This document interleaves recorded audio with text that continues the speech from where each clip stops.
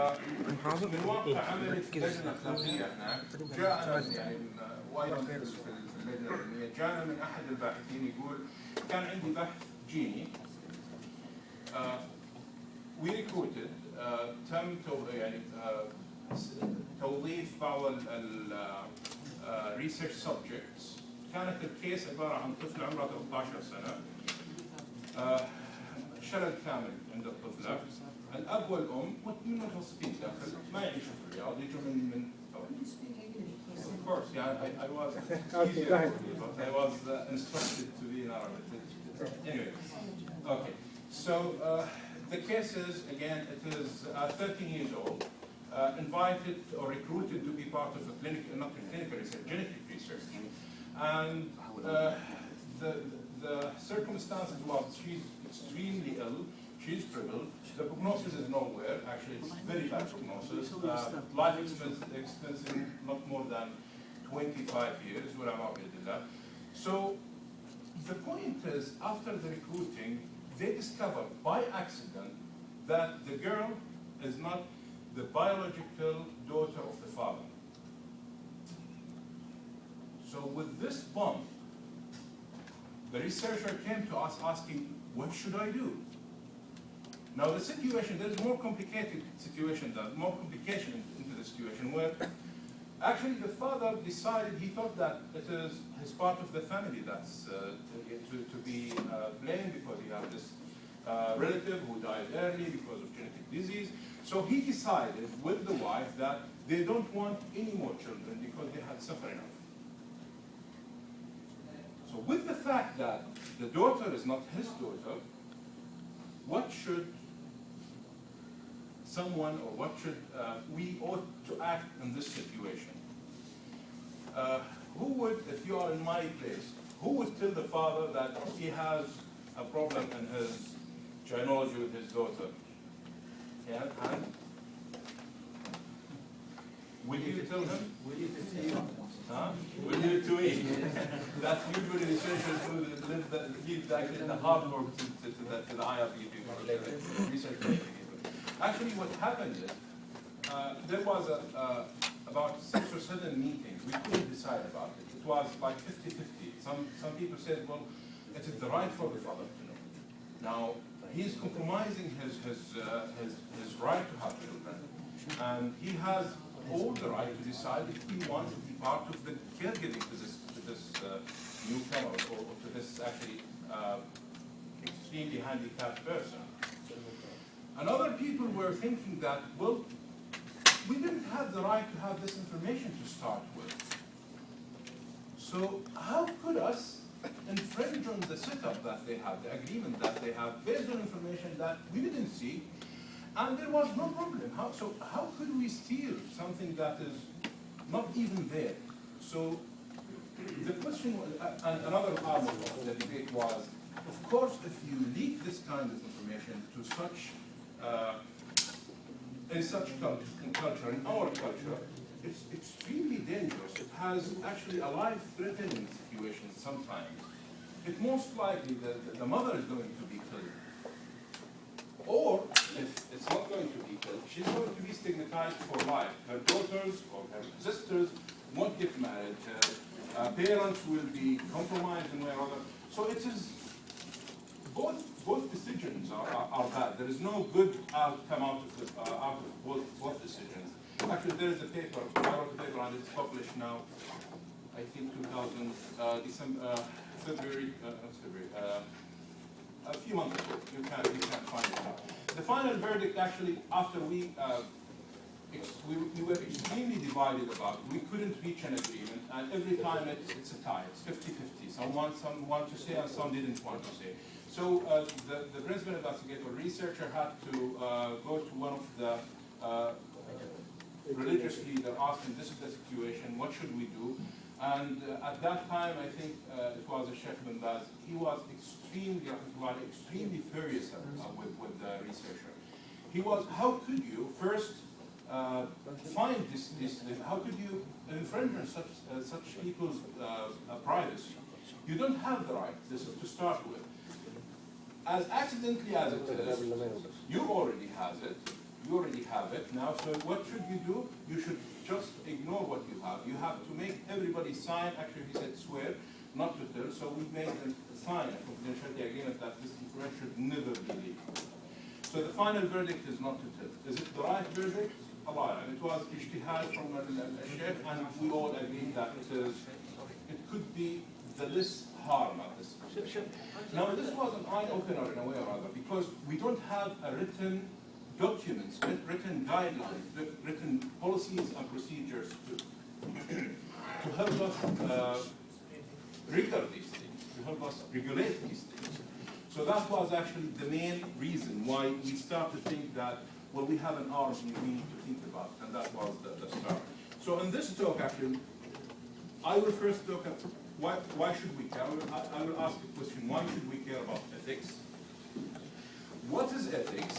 And you will be actually, I'll give you the inside information. Nobody knows exactly what ethics is because it has been separated among so many fields. And as I told you, the field is huge, from clinical trials to just questionnaire and the traffic signal.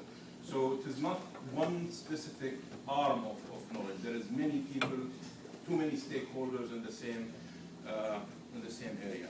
Ethics, bioethics, medical ethics, or research ethics, the jargons, what does it mean? Because everybody actually flow these kind of jargons in front of you, and you have to figure it out, what those people mean. The contemporary ethics, or what I think is the contemporary ethics, and from an abstract to concrete, I will come to that when we come to this, and normative ethics, and then the four principles, which is the guidelines I think should dictate how ethics should be or ought to be regulated in a specific situation. Actually, to inform consent or not to inform consent, we are going to quickly talk about the informed consent situation and what's in it for us as researchers and users. After I will dazzle you with the world of ethics and how people think of ethics and what is the difference of school of thoughts. I will try to bring you back to reality, to complete reality, and if I have to wake you up in the end of it and then send you to your offices or home, it's up to you. So what's in it for us? So we'll start with why should we care? These pictures actually is taken up in the World War II. دكتور بس نقدر هذا السلايد؟ Yeah. Slide. على الملز بس. في 3 باوربوينت في الفلاش حقي. Okay. This one. Give him the PowerPoint.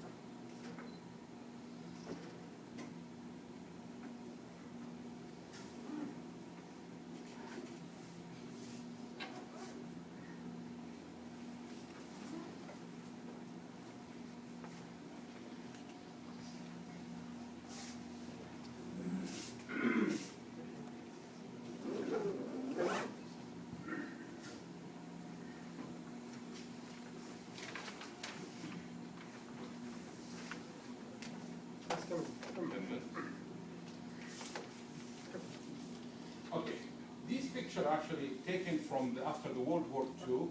They call it the Nazi experiments.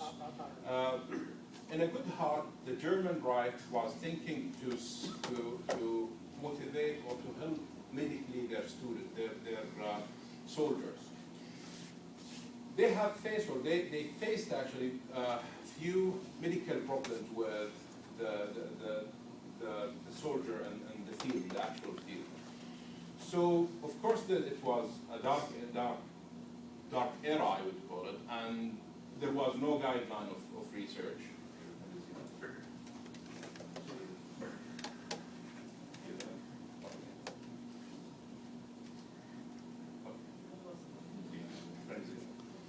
So,